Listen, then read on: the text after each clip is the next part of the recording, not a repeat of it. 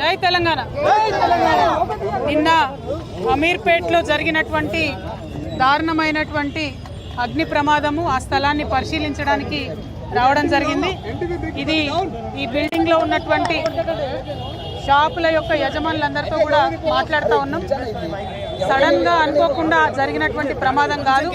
ఇది పోయిన సంవత్సరం నుంచి కూడా పదే పదే షాప్ వాళ్ళు మరి వెనుకనే ఒక మెస్ ఉంది, ఆ మెస్ వల్ల షార్ట్ సర్క్యూట్ అవుతుంది, కంటిన్యూస్గా మాకు అగ్ని ప్రమాదం జరిగేటటువంటి పరిస్థితి ఉందని చెప్పి మరి అన్ని రకాలుగా వాళ్ళు పోయిన సంవత్సరం జరిగినటువంటి అంశాలన్నీ కూడా చూపిస్తూ పోలీస్ వాళ్ళకి చెప్పడము, అన్ని రకాలుగా చెప్పడం జరిగింది.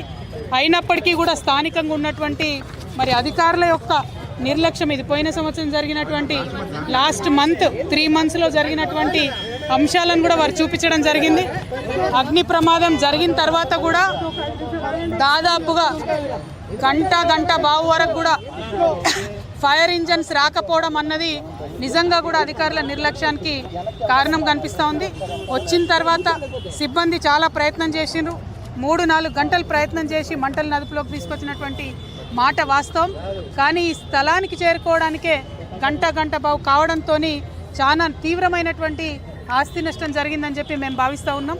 యావత్ తెలంగాణలో కూడా గత సంవత్సరంతో పోల్చుకుంటే మరి ఈ సంవత్సరం ఎండలు ఎక్కువ ఉండడంతో దాదాపుగా 33% అగ్ని ప్రమాదాలు ఎక్కువ అవుతున్నాయని వాతావరణ శాఖ వాళ్ళు చెప్తున్నారు. మరి ఆ విషయం తెలిసి కూడా ప్రభుత్వం హైదరాబాద్ లాంటి మహానగరంలో ఎక్కడికక్కడ ఫైర్ ఇంజన్స్ని రెడీగా పెట్టుకోకపోవడం అంటే కేవలం ఇది నిర్లక్ష్యమే కారణం. కాబట్టి ప్రభుత్వ నిర్లక్ష్యానికి ప్రభుత్వం వెంటనే నష్టపోయినటువంటి ఈ షాప్ యజమానులందరికీ కూడా నష్టపరిహారం చెల్లించాలి. తీవ్రమైనటువంటి ఆస్తి నష్టం జరిగింది. దాదాపు 3 నుంచి 4 కోట్ల వరకు వారి యొక్క ప్రాపర్టీ కానీ అందులో ఉన్నటువంటి సరుకు కానీ నష్టపోవడం జరిగింది. అయితే ఇక్కడ ఉన్నటువంటి యజమానుల యొక్క ఫైర్ ఎన్ఓసీని కూడా మేము చూడడం జరిగింది. వారికి ఎన్ఓసీ ఉంది, ఫైర్ డిపార్ట్మెంట్ వాళ్ళు వచ్చి ఎంక్వైరీ చేసి ఎన్ఓసీ కూడా ఇచ్చినారు. మరి ఇంతగానము వాళ్ళు గత 3 నెలల నుంచి రిపోర్ట్ చేస్తుంటే ఎన్ఓసీ ఇవ్వడము, చుట్టుపక్కల ఉన్నటువంటి బిల్డింగ్స్ని కేర్ తీసుకోకపోవడము, సరైనటువంటి ఇన్స్పెక్షన్ చేయకపోవడంతోనే ఈ ప్రమాదం జరిగిందని నేను బలంగా నమ్ముతూ ఉన్నాను. మరి పొద్దునే హైడ్రా అధికారులు కూడా వచ్చి చూసి వెళ్ళినారని చెప్తున్నారు. వారు కూడా ఇంకా సీరియస్గా ఎంక్వైరీ చేయాలి. హైదరాబాద్ మొత్తం మీద ఇప్పటికే అనేక ప్రమాదాలు జరిగినాయి, చాలా వాటిని నివారించగలిగినారు.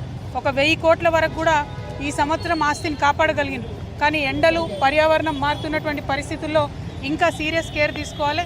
ప్రత్యేకించి అమీర్పేట్ ఫైర్ యాక్సిడెంట్లో నష్టపోయినటువంటి యజమానులందరికీ కూడా తక్షణమే ప్రభుత్వం పరిహారం చెల్లించాలి, నష్టపరిహారం అని చెప్పి నేను డిమాండ్ చేస్తూ ఉన్నాను. కరెక్ట్ ఎస్టిమేషన్ చేయాలి. మన అదృష్టం బాగుండి ప్రజలకు ఎటువంటి ప్రాణ నష్టం జరగలేదు. కానీ ఈ ప్రమాదం ఎప్పుడన్నా జరగవచ్చు, రాత్రిపూట వేరే చోట వర్కర్స్ ఉండే చోట జరగవచ్చు. అప్పుడు తీవ్రమైన పరిణామాలు ఉంటాయి. కాబట్టి ప్రభుత్వం వెంటనే మేల్కొనాలి, ఇటువంటి బిల్డింగ్స్ అన్నిటిని కూడా చెక్ చేయాలి. మరి ముఖ్యమంత్రి గారే హోంమంత్రిగా ఉన్నారు, ఫైర్ డిపార్ట్మెంట్ కూడా వారి కిందనే ఉంటుంది. కాబట్టి ప్రత్యేకమైనటువంటి ఒక రివ్యూని కూడా ముఖ్యమంత్రి గారు చేపట్టాలి. ఏ జ్యూరిస్డిక్షన్లో ఫైర్ ఇంజిన్ ఎటు రావాలి, సిబ్బంది ఎటు పోవాలనేటటువంటి కన్ఫ్యూజన్ లేకుండా కూడా చేయాలి. ఎందుకంటే ఇక్కడ యాక్సిడెంట్ అయితే అమీర్పేట్ వాళ్ళు వస్తున్నారా, ఎస్ఆర్ నగర్ వాళ్ళు వస్తున్నారా, ఎర్రగడ్డ వాళ్ళు వస్తున్నారా అని జ్యూరిస్డిక్షన్ తెలియనటువంటి పరిస్థితి ఉంది. కాబట్టి తొందరగా చేరుకోలేకపోయినారు. నడి హైదరాబాద్లో అమీర్పేట్ సెంటర్లో ఫైర్ డిపార్ట్మెంట్ వాళ్ళు రావడానికి గంట బావు పడితే మరి మనం ఎట్లా హైదరాబాద్ సిటీని కాపాడుకుంటామన్న విషయాన్ని కూడా ప్రభుత్వం ఆలోచన చేయాలి. యాక్సిడెంట్ అయిన 9 to 10 minutes లోపల ఖచ్చితంగా ఫైర్ ఇంజన్లు వచ్చే విధంగా హైదరాబాద్ అంతటా కూడా మనము చేసుకున్నప్పుడే ప్రజల యొక్క ఆస్తిని కాపాడగలుగుతామని కూడా తెలియజేస్తున్నాము. Thank you. జై తెలంగాణ. జై తెలంగాణ.